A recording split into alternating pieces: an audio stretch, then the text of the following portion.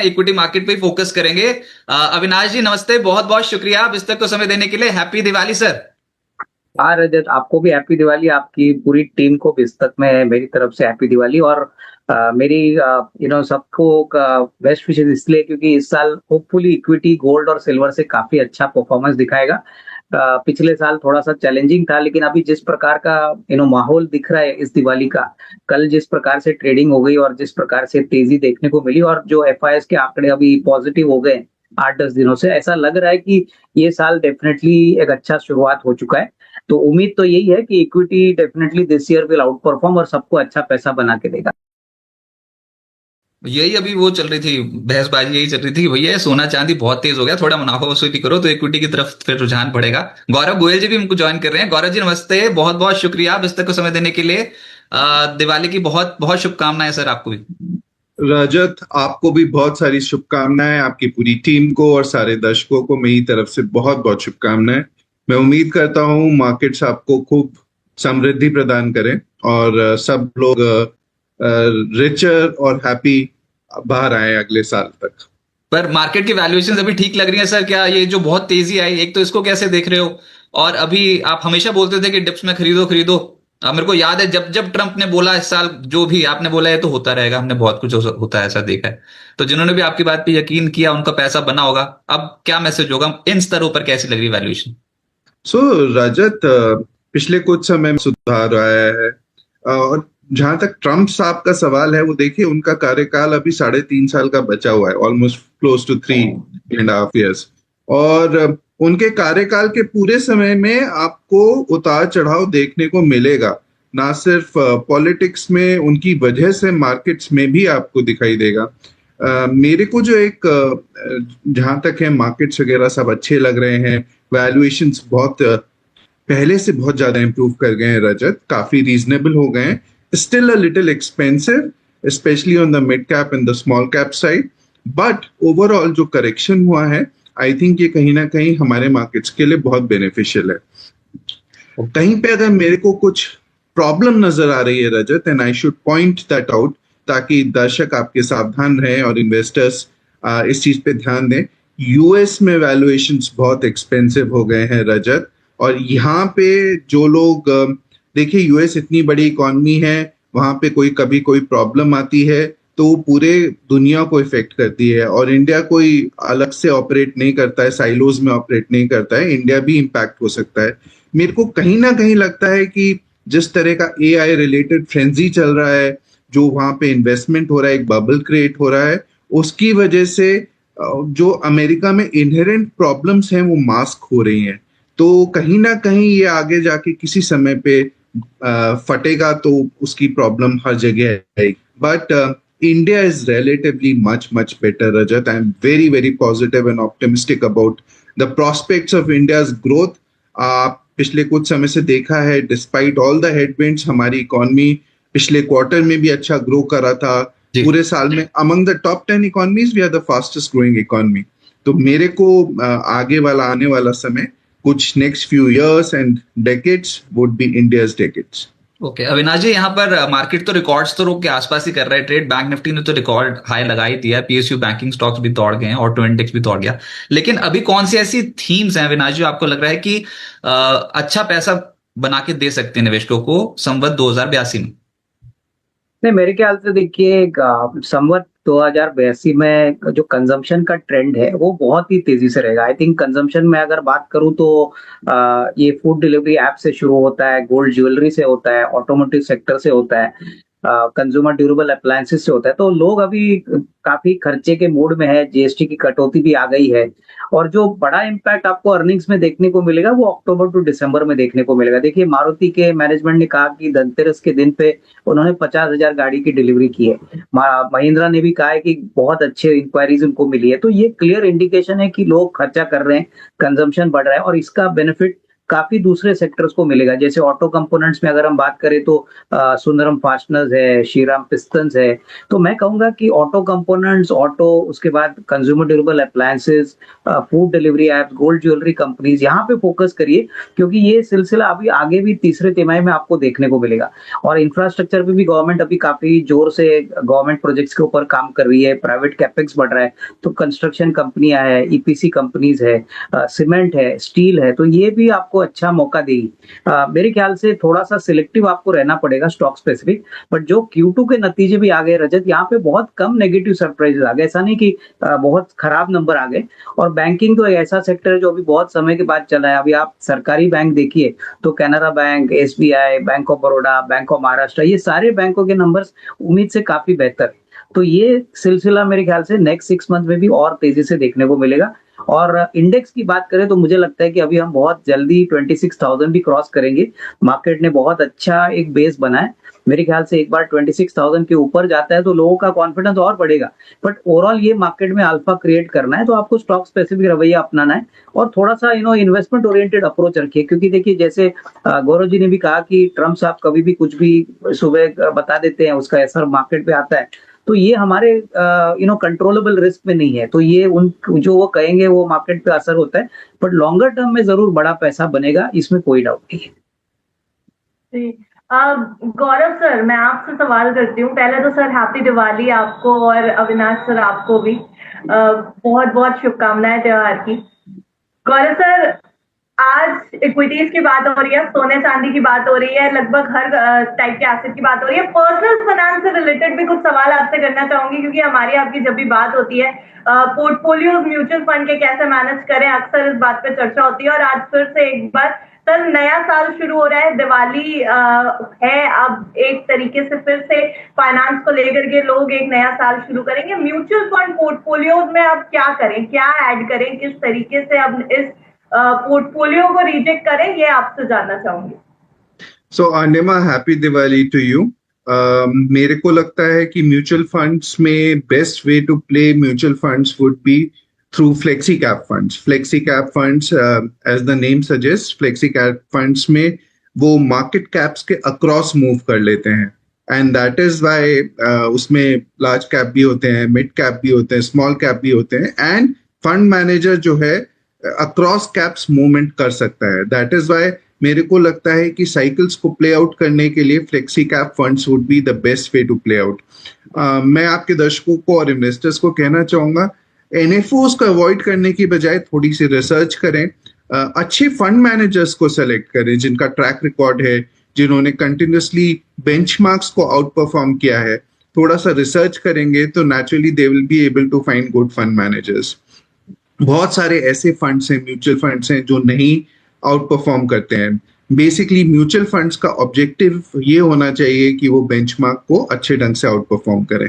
और ऐसी सिचुएशन में मेरे को लगता है कि आपको बहुत सारे बेहतरीन फंड मैनेजर्स और फंड हाउसेस ऐसे मिल जाएंगे जो कंसिस्टेंटली आउट परफॉर्म करते हैं मार्केट्स को। तो मेरी गुजारिश होगी कि अपना ड्यू डिलिजेंस करें, रिसर्च करें, अच्छे फंड्स फाइंड आउट करें एंड देन इन्वेस्ट करें। अनिमा, मैं ये भी बताना चाहूंगा, there are lot of themes which look extremely attractive. जैसे अविनाश जी ने बोला है, कंजम्पशन सेक्टर बहुत अच्छा लगता है आने वाले समय में। गवर्नमेंट ने सबको डबल, इकोनॉमी के लिए डबल बोनांजा दिया है। पहले टैक्स कट्स किए थे और अब GST कट्स किए हैं, तो कहीं ना कहीं वो 2 लाख करोड़ रुपए की जो अल्टीमेटली सेविंग्स हो रही है वो ट्रांसलेट होगी इकोनॉमी की ग्रोथ के लिए एंड ये डेफिनेटली कंजम्पशन को एड करेगी। सेकेंडली, बैंकिंग NBFC सेक्टर हमें बहुत अच्छा लगता है। सारे जो, एक तो पहली बात है इनके वैल्यूएशंस वर रिलेटिवली चीपर, और जो यहाँ पे टेलविंड्स आ रही हैं स्पेशली विद जो RBI ने यहाँ पे पिछले कुछ समय में सॉप्स दिए हैं, आई थिंक इट क्रिएट्स एक फील्ड जहाँ पे आगे चल के आपको यहाँ पे रिकॉर्ड प्रॉफिटेबिलिटी देखने को मिल सकती है। थर्डली, हमें न्यू एज स्टॉक्स जैसे डेटा सेंटर्स हो गए, सेमीकंडक्टर्स हो गए, रिन्यूएबल एनर्जी स्पेस हो गई, ये सब हमें बहुत अच्छी लगती है। मेरे ख्याल से यहाँ पे जाके अगर आप अच्छी कंपनीज में निवेश करेंगे, they will outperform significantly. So this is my take on Indian stock market. Sir आप ग्लोबल इवेंट्स के ऊपर भी अच्छी खासी नजर रखते हैं और डिस्कशन भी होता है। एक डेटा हाल ही में आया आईएमएफ का सर, ग्रोथ रेट को लेकर के डेटा आया है, जहां पर उसने ग्लोबल ग्रोथ को 3% से 3.2% किया है और इंडिया के लिए 6.6% का ग्रोथ रेट रखा है। तो इकोनॉमीज अब ओवरऑल स्टेबल नजर आ रही है। जो हिकअप्स आए हुए थे बीच में बहुत सारी अनसर्टेनिटीज के चलते, वो भी काफी ज्यादा सेटल नजर आ रहे हैं। यहाँ से हम एक बैलेंस ग्रोथ मार्केट्स में और अलग अलग तरीके के एसेट्स में कंसीडर कर सकते हैं। So, Anima, geographical diversification is always important, but for an Indian investor, मेरे को लगता है कि India is looking extremely attractive. जो IMF ने 6.6% का projection दिया है, I think India will perform better than that. और इवन यूएस एज इकोनॉमी जो उनका साइज है उसके हिसाब से जिस हिसाब से वो ग्रो कर रहे हैं, I think that is good. मैंने कुछ प्रॉब्लम्स मेंशन करी थी, valuation problems, that is another thing which exist, but otherwise US is looking good. China में थोड़ा स्लो डाउन हुआ है पिछले कुछ समय में, बट अदरवाइज चाइना में जिस तरह की एआई एक्टिविटी चल रही है और बाकी वी ऑल नो कि एक तरीके से वहां पे ट्रांजिशन हो रहा है, बैटन पास हो रहा है from US to China in terms of leadership. तो China should do extremely well. और जहां तक ये तीन इकोनॉमीज जिनकी बात कर रहा हूं मैं, इंडिया, यूएस, चाइना, ये प्राइम ड्राइवर्स होंगी ग्रोथ की दुनिया की. तो and they should all do reasonably well, India being a star performer. तो मेरे को लगता है कि इंडिया में आप अपना मैक्सिमम एलोकेशन करके थोड़ा थोड़ा एलोकेशन आप चाइना और यूएस की तरफ भी कर सकते हैं. Even south east Asian economies भी अच्छी लगती हैं. Emerging economies x Japan, they look good. Japan में भी एक बहुत अच्छा खासा चेंज आया है पिछले कुछ समय में, बट वहां पे काफी तेजी ऑलरेडी हो गई है. सो मेरे ख्याल से कस्टमर्स अपना जियोग्राफिकल डिवर्सिफिकेशन कर सकते हैं, but India to my mind should outperform. And खासकर जो अंडर परफॉर्मेंस रहा है पिछले एक साल में, ये एक स्प्रिंग कॉइल की तरह रिबाउंड कर सकता है in next few years. And मेरे ख्याल से इंडिया की एक गोल्डन डेकेड है. Investors should not miss out. There is a lot of wealth to be made in India over next few years. जी, और आज के मार्केट में अभी फिलहाल 40 पॉइंट ऊपर है निफ्टी. मुहूर्त ट्रेडिंग सेशन अभी जारी है. अब अविनाश जी हमारे साथ जुड़े हैं, तो दर्शक ये जानना चाहते हैं कि अविनाश जी की टॉप पिक्स कौन सी होंगी नए संवत के लिए. तो अविनाश जी, एक तो आपने अभी नया वेंचर शुरू किया है. अब तो आप मेरे ख्याल से लर्निंग, वो जो आप एक उस वेंचर का ऑब्जेक्टिव क्या है? क्या आप उसमें इन्वेस्टर्स को ऐसे ही पिक्स देंगे या फिर क्लाइंट मैनेज करेंगे, या फिर उसमें एजुकेशन एक प्राइमरी ऑब्जेक्टिव रहेगा सर? नहीं रजत, मेरे ख्याल से सारी बातें इसमें इंक्लूड होगी. एक तो ऑफकोर्स एडवाइजरी रहेगा, वेल्थ मैनेजमेंट रहेगा और ऑब्वियसली इन्वेस्टर एजुकेशन भी रहेगा. क्योंकि हम समझते हैं कि देखिए, इन्वेस्टर को आप जितना नॉलेज से एम्पावर करो तो उनकी समझ बढ़ेगी, उनको पता चलेगा कि इक्विटीज कैसे प्ले आउट होते हैं. तो सारी बातें होंगी मेरे ख्याल से. हम चाहेंगे कि छोटे निवेशक जो है वो जुड़े, क्योंकि छोटे निवेशकों को नॉर्मली कोई इतना इंटेंसिव पर्सनलाइज्ड कोई सर्विस मिलती नहीं है. तो प्राइमरीली रिटेल निवेशक जो रिसर्च बेस्ड सर्विसेज जो उनको मिलती नहीं है, जो नहीं समझते कैसे निवेश करना है, इनके लिए हमारे लिए ये हमारा टारगेट ऑडियंस रहेगा. तो सर फिर हमारे तो ऑडियंस के लिए पहले आप वो पिक्स बता दो दिवाली वाली, कहां पर आपको लगता है कि पैसे बनेंगे?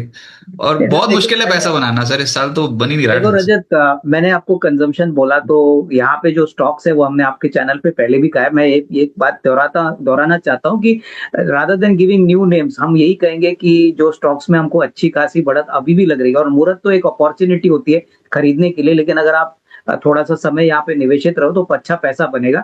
क्योंकि हम नहीं चाहेंगे कि मुहूर्त के लिए आज खरीदे और आधे घंटे में बेचे, ऐसा स्टॉक हम नहीं देंगे.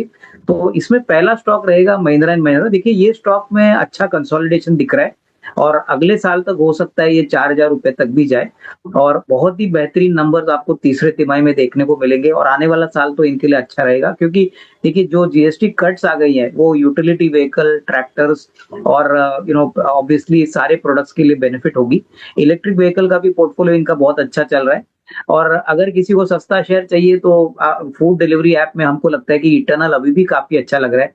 अगले साल 1.5 साल की अगर हम बात करें तो करीबन 400 का भी रेट हो सकता है, बट नियर टर्म में 375 का टारगेट प्राइस लेके यहाँ पे छोटा निवेश बन सकता है. आपने बोला इटर्नल सस्ता stock in the from a longer term point of view देखिए ये शेयर्स में आपको प्रॉफिट आफ्टर टैक्स देखना नहीं है, क्योंकि अभी तो पूरा अदर इनकम से पीएटी आ रहा है। बट अगर आप इनकी स्केलेबिलिटी देखें तो इंडिया में बहुत कम लोग हैं जो अभी भी इस फूड डिलीवरी ऐप के रेगुलेशन से बहुत दूर है। और आप टायर 2 टायर 3 सिटीज में जाइए, जैसे मैं आपको बता रहा हूँ कि इंदौर में मेरे इनलॉज है, तो इंदौर में भी अभी ये जोमेटो और इटर्नल बहुत अच्छी तरह से चल रहा है। यहाँ के लोग ज्यादातर डिजिटल रेवोल्यूशन से बहुत कस्टमाइज नहीं है, लेकिन यहाँ पे भी जो यंगर जनरेशन है वो अभी ऐसे एप्स को लेके या ऐसे हैबिट्स को लेके काफी रेगुलरली इनकी हैबिचुअल बात हो रही है। तो कहीं ना कहीं देखिए ये ऑल्सो एक अच्छी बात है कि सिर्फ 2 ही खिलाड़ी इस सेक्टर में, आप स्विगी देखिए, जोमेटो देखिए, तो कहीं ना कहीं कॉन्सेंट्रेटेड अप्रोच है। जैसे जैसे इनके ऑपरेशन प्रॉफिटेबल होंगे, इंडिया में इसकी ग्रोथ पोटेंशियल काफी बढ़िया, बट शॉर्ट टर्म में नहीं, बट कम से कम 1.5-2 साल का नजरिया कोई लेता है तो इसमें अच्छा पैसा बनेगा।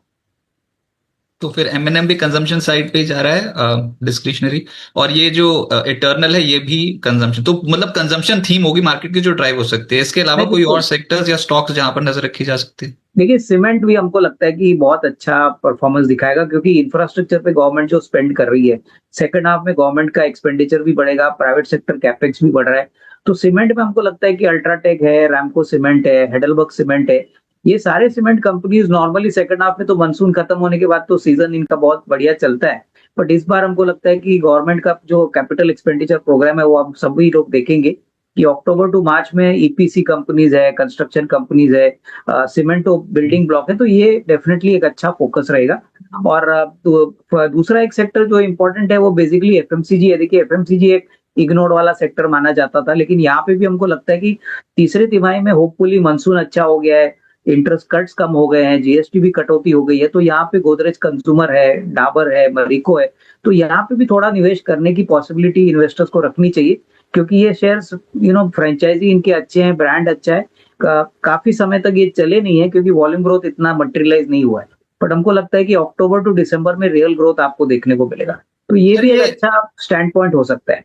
सर ये जो बैंकिंग है इसमें large cap banks, PSU banks की बात हम बार बार करते हैं, उसमें बड़े वाले बैंक्स की बात करते हैं, लेकिन जो अभी बाजार में जो बड़ा मूव आ रहा है वो छोटे वाले बैंक्स में आ रहा है, ऐसा क्यों?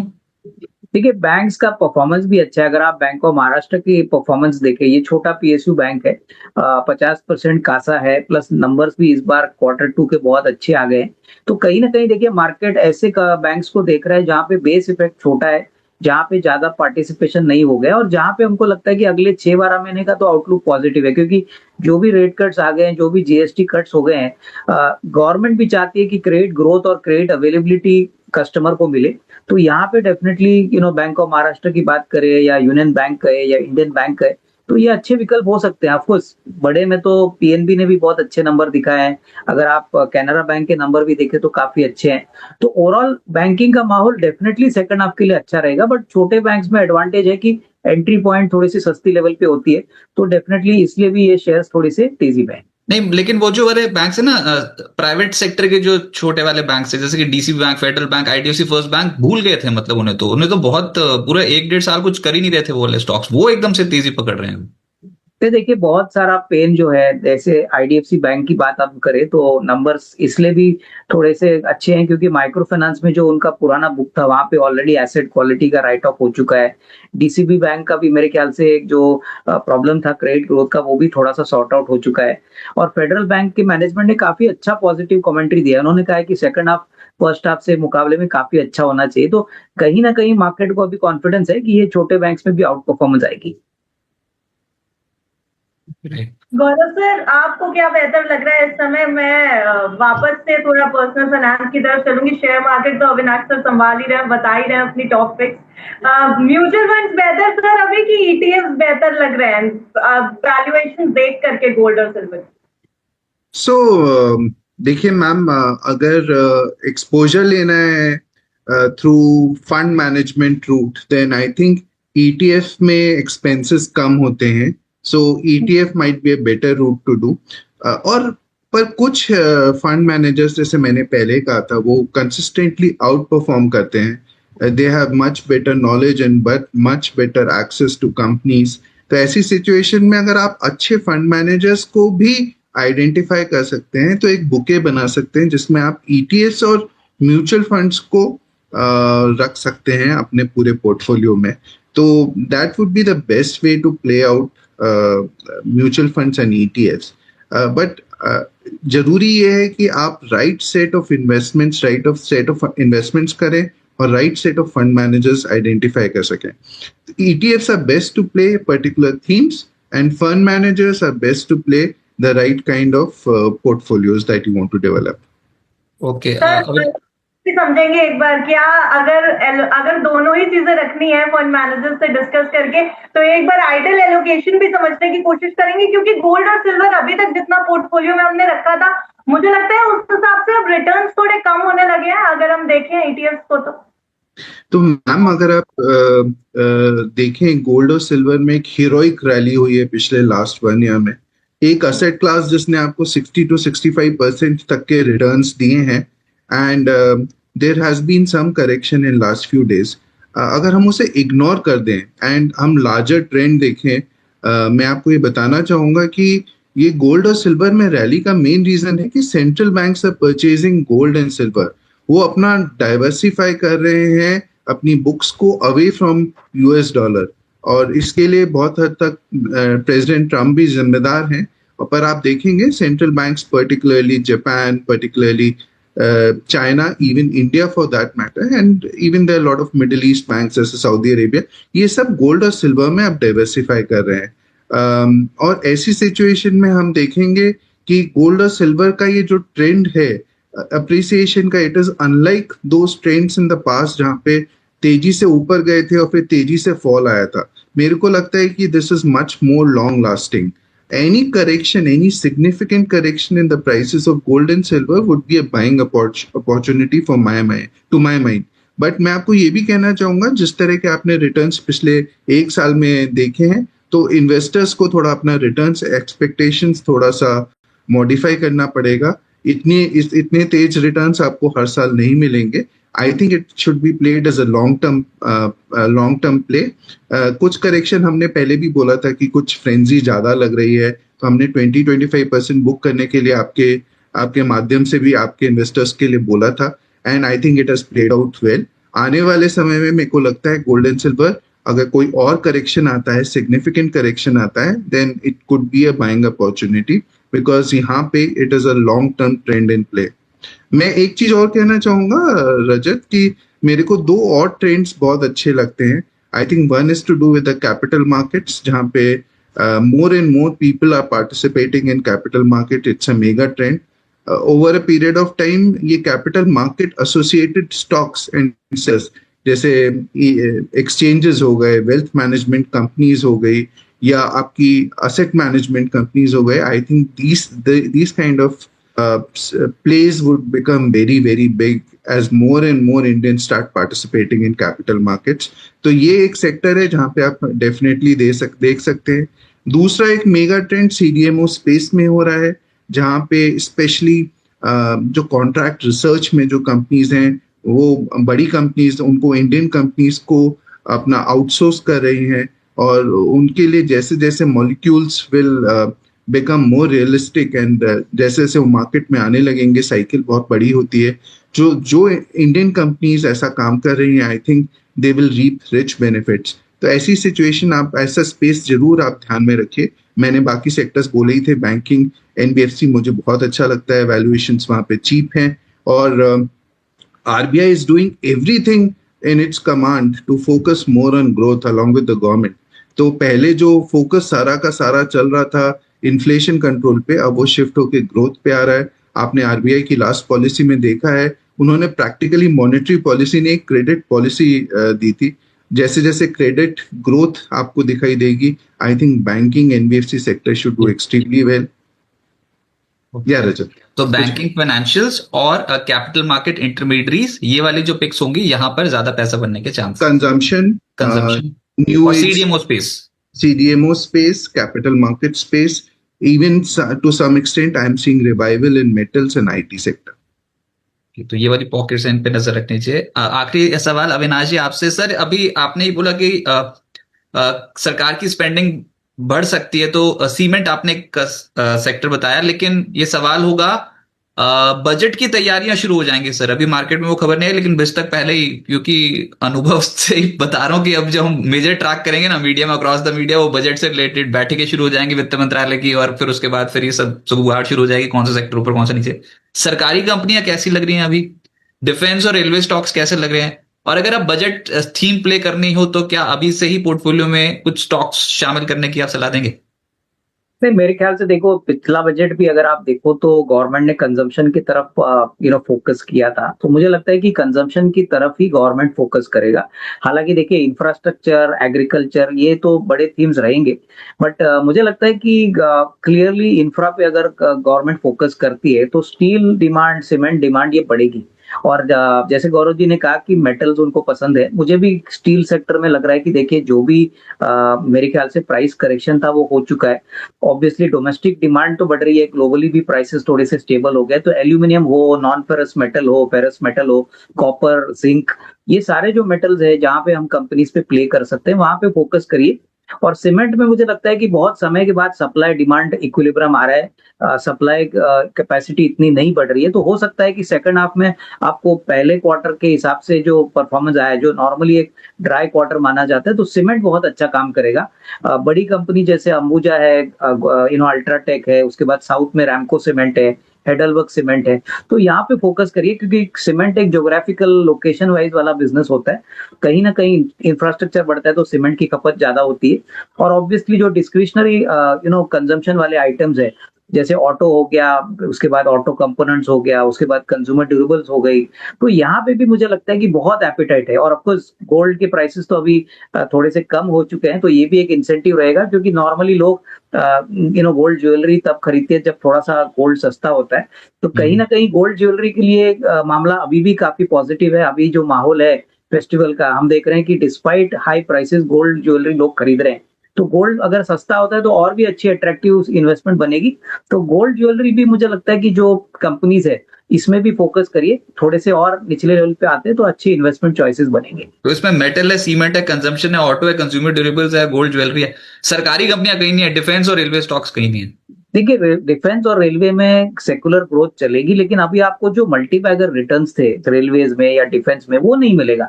अभी कोई माजगांव डॉक खरीदता है या गार्डन रिच खरीदता है तो मुझे लगता है कि स्टेडी रिटर्न मिलेंगे, लेकिन कोई बड़ा ट्रिगर या बड़ा अपसाइड मिलना मुश्किल है, क्योंकि ये ऑलरेडी काफी सिग्निफिकेंटली बढ़ी है। वही बात मैं रेलवे को कहूंगा कि रेलवेज में डिमांड बहुत है, अगले 5 साल के लिए गवर्नमेंट बहुत खर्चा करेगी, बट अगर आप लगता है कि यहाँ से मल्टीबैगर रिटर्न आएगा तो वो मुश्किल है। तो रजत, मुझे लगता है कि आपको ये बात माननी पड़ेगी कि रेलवेज और डिफेंस में ऐसा कोई सस्ता स्टॉक अवेलेबल नहीं है जो हम रेली इन्वेस्टर्स को कहे कि आपका मोटा पैसा बनेगा। 15-20% या 15% का रिटर्न कंपाउंडेड आपको जरूर मिलेंगे, बट जिनको थोड़ा सा ज्यादा पैसा बनाना है उनको ऑब्वियसली अपने सेक्टर्स को थोड़ा चर्न करके थोड़े दूसरे सेक्टर्स की तरफ भी देखना चाहिए। और सरकारी कंपनीज की अगर हम बात करें तो मुझे लगता है कि अभी भी जो माहौल है वो थोड़ा सा वेट एंड वॉच वाला है। मेरे ख्याल से बजट की डिस्कशन शुरू होने दीजिए, नंबर्स को भी अच्छे आने दीजिए कि सेकंड क्वार्टर के नंबर काफी लोग इन्वेस्टर्स वॉच करेंगे, उसके बाद आपको एक अच्छा यहाँ पे रीरेटिंग मिलेगा, बट फिलहाल तो ऐसा कोई सिग्नल मिल नहीं रहा है। राइट अविनाश जी, बहुत शुक्रिया आपका हमारे साथ जुड़ने के लिए, और दिवाली के एक बार फिर से बिस्तक की पूरी टीम की ओर से आपको बहुत बहुत शुभकामनाएं सर। Thanks for joining. तो अविनाश जी हमारे साथ जुड़े हुए थे। गौरव गोयल जी, आपसे प्रश्न ही होगा और आखिरी प्रश्न होगा, क्योंकि उसके बाद तो मुहूर्त ट्रेडिंग सेशन को वाइंड अप करने का समय हो गया, बातों बातों में समय निकल गया। अरुणिमा कुछ बोल रही है? ऑटो के ऊपर मैं गौरव सर का भी व्यू जानना चाहती हूँ सर, क्योंकि बहुत सारे सेक्टर्स कॉमन बता दिए अविनाश जी और गौरव जी ने, लेकिन ये ऑटो वाला गौरव सर से मैंने सुना नहीं। सर कैसा लग रहा है? ऑटो सेक्टर नहीं पसंद है? अनिमा, मेरे को ऑटो सेक्टर बहुत पसंद है, बट हम लोगों को ये देखना पड़ेगा पिछले कुछ समय में, पिछले 2-3 महीने में ऑटो सेक्टर में बहुत तेज रैली हुई है, तो थोड़ा सा वैल्यूएशंस अ लिटिल एक्सपेंसिव हो गए हैं। बट आई थिंक इंडिया ने अपने आप को एक तरीके से ऑटो सेक्टर में, खासकर ऑटो एंसिलरी की स्पेस में बहुत अच्छी तरह स्टैब्लिश कर दिया है। There are lot of leading companies in India जो आज की डेट में इंटरनेशनल कंपनीज को कंपोनेंट सप्लाई कर रहे हैं, and we particularly like them. So overall auto sector पे we are positive on auto sector. Particularly कुछ बड़ी कंपनीज हैं ऑटो सेक्टर में, 4-व्हीलर साइड में, जैसे महिंद्रा एंड महिंद्रा, और मैं, ये मेरी रिकमेंडेशंस नहीं है बट मेरे को अच्छी लगती हैं, तो मैं ये जरूर कहना चाहूंगा इनको लॉन्ग टर्म प्ले के लिए आप अपने पोर्टफोलियो में रख सकते हैं। Even on the two-wheeler side in fact two wheeler side हमें और फोर व्हीलर से भी ज्यादा अट्रैक्टिव लगता है, because we are seeing a revolution in the rural space, जो जहाँ पे मॉनसून बहुत अच्छा हुआ है, एग्री आउटपुट बहुत अच्छा होना चाहिए. I think along with urban consumption, rural consumption will do extremely well. अगर आप रजत इजाजत दें तो मैं एक और चीज बताना चाहूंगा पब्लिक सेक्टर कंपनीज के बारे में. I think public sector companies जो हैं, आपको याद होगा ये पूरी की पूरी बुल रैली जो शुरू हुई थी वो पब्लिक सेक्टर कंपनीज से शुरू हुई थी. और मेरे को लगता है आने वाले समय में public sector companies should do extremely well, particularly public sector banks should do extremely well. आपने शायद सुना होगा फिनेंस मिनिस्टर ने कुछ समय बाद पहले बोला था कि जब मेरा सारा टैक्स के ऊपर से अटेंशन खत्म होके I will focus on probably merger of smaller banks into the larger public sector banks. और इसी कड़ी में आपने ये भी देखा है कि कुछ बाहर के इंटरनेशनल बैंक्स को प्राइवेट सेक्टर स्मॉलर बैंक्स में स्टेक सेल की, अभी आपने आरबीएल का ट्रांजैक्शन सुना होगा, उससे पहले येस बैंक में ट्रांजैक्शन हुआ है. There is a possibility that this week itself आप फेडरल बैंक में स्टेक बाय की बात सुने. I think there is a lot of buzzing activity that is happening in the banking space overall, और हमें ये स्पेस बहुत अट्रैक्टिव लगती है. पब्लिक सेक्टर एंटरप्राइजेस ओवरऑल अच्छी लगती हैं. A little bearish on the railway side, but defense is also okay. Valuations have moved up, but public sector enterprises overall अगर मेरे को देखना है तो I think there is money to be made. एक और चीज बताना चाहूंगा, देखिए ये जो पब्लिक सेक्टर एंटरप्राइजेस से ही बिजनेस लेके majority of the good private sector companies have gone up, and that is a trend which will keep continuing. Government जो है अपना स्टेक सेल किसी ना किसी तरीके से करती रहेगी और प्राइवेट सेक्टर उसमें से अपना स्पेस क्रिएट करते रहेंगे. आने वाला समय would be really good for them. Right sir, बहुत शुक्रिया आपका हमारे साथ जुड़ने के लिए, और दिवाली की आपको बहुत बहुत शुभकामनाएं. कोई डिस्क्लेमर, स्टैंडर्ड डिस्क्लेमर आपकी ओर से? जी, मैं स्टैंडर्ड डिस्क्लेमर देना चाहूंगा. मैं एक सेबी रजिस्टर्ड इन्वेस्टमेंट एडवाइजर हूं. हम अपने इन्वेस्टर्स का पूरा रिस्क प्रोफाइलिंग करके ही कोई भी एडवाइस करते हैं. तो मैं आपके दर्शकों को कहना चाहूंगा कि आप अपनी ड्यू डिलिजेंस और रिसर्च जरूर करें. हम लोग बायस्ड भी हो सकते हैं, हमारा अपना इन्वेस्टमेंट भी हो सकता है स्टॉक्स में और म्यूचुअल फंड्स में, हमारी फैमिली और क्लाइंट्स का भी हो सकता है. So just be careful, do your own research, do your consult your investment advisers and understand your risk. Thank you so much. Thanks for joining sir, बहुत बहुत शुक्रिया आपका हमारे साथ जुड़ने के लिए मुहूर्त ट्रेडिंग सेशन पे. तो अनिमा, मुद्दा ये है कि आज बाजार हरे निशान में बंद हो गया फाइनली. मुहूर्त ट्रेडिंग वाले दिन भी 25,868 के लेवल की क्लोजिंग आई है. एडजस्टेड बेसिस 25 पॉइंट्स ऊपर जाके बंद हो गया. तो ठीक है, मार्केट का अंडरटोन अभी बुलिश है और हो सकता है कि ये हफ्ता बेहतर जाए मार्केट के लिए. स्ट्रेच हो गए हो, बस इतना ही है. तो अभी जितने भी जानकार आए बिस्तक के मंच पे, उन्होंने यही बोला कि संवत 2082 बेहतर जा सकता है इक्विटी मार्केट के लिहाज से. और अजय केडिया जी, अनुज गुप्ता जी तो अभी भी कमोडिटी मार्केट पे बहुत सारी फिक्स दे गए हैं. तो ठीक है, सोना चांदी अपनी ओर से ठीक है. जो पिछले साल हुआ वो अब नए साल में नहीं होगा. सोना चांदी इतनी स्ट्रॉन्ग रिटर्न्स नहीं दे सकता है. इक्विटी अंडर वैल्यूड जो स्टॉक्स है वहां पर मोमेंटम ज्यादा बनता हुआ नजर आएगा. और फुल्ली कॉन्फिडेंट है ज्यादातर जानकार कि Q3 Q4 onwards equity market में अच्छे अर्निंग्स अपग्रेड्स निकल के आएंगे और वहां से फिर मार्केट पिकअप कर सकता है. दिख भी रहा है, रिकॉर्ड हाई लेवल्स पे पहुंचे. डोनाल्ड ट्रम्प चाहे जो मर्जी कर लें, अभी इंडियन मार्केट्स की और इकोनॉमी की ग्रोथ इंटैक्ट है. जी सर, यही है कि अब ये जो आज मुहूर्त ट्रेडिंग हुई है, उम्मीद है कि ये जो आगे पूरा साल रहेगा दिवाली का वो बेहतर निकलेगा बाजार के लिए. हालांकि हम इस बात के लिए प्रिपेयर्ड हैं कि वो रिटर्न्स जो हमने अभी तक देखे हैं वो थोड़ा धीमे हो जाएंगे, जैसे कि आप बार बार हमें आगाह कर रहे हैं कि नहीं, पर डरना नहीं चाहिए. It's okay. मार्केट में वोलेटिलिटी रहती है, लेकिन जो इस साल हुआ मार्केट में वो वन ऑफ था और अब आप रिकॉर्ड हाई लेवल्स के आसपास कर रहे हो ट्रेड. तो बी कॉन्फिडेंट, जो टिकेगा उसी का पैसा बनेगा. और लॉन्ग टर्म वेल्थ क्रिएशन का बहुत तगड़ा टूल हुआ है. तो मैं डिस्क्लेमर दे दूं, कोई अगर आप टिके हुए हैं तो प्लीज लॉन्ग टर्म टिके रहिएगा. ऐसे एक्सपेक्ट करिएगा कि सोने ने माला माल कर दिया, चांदी और तेजी से चल गई तो इस साल भी चल जाएगी. चलेगी, थोड़ा धीमे चलेगी. बाकी आप सभी व्यूअर्स को दिवाली की बहुत बहुत शुभकामनाएं मेरी ओर से और बिस्तक की पूरी टीम की ओर से. और उम्मीद करते हैं कि ये जो नया संवत है, नया साल है, ये आपके लिए मंगलमयी हो. मां लक्ष्मी की कृपा आप पे बनी रहे और ढेरों मुनाफा आपके पोर्टफोलियो में हो. इसी नोट पे शो को वाइंड अप करते हैं. बहुत बहुत शुक्रिया बिस्तक के साथ जुड़े रहने के लिए. Thanks for joining everyone. Happy Diwali sir, और हमारे व्यूअर्स को भी हैप्पी दिवाली.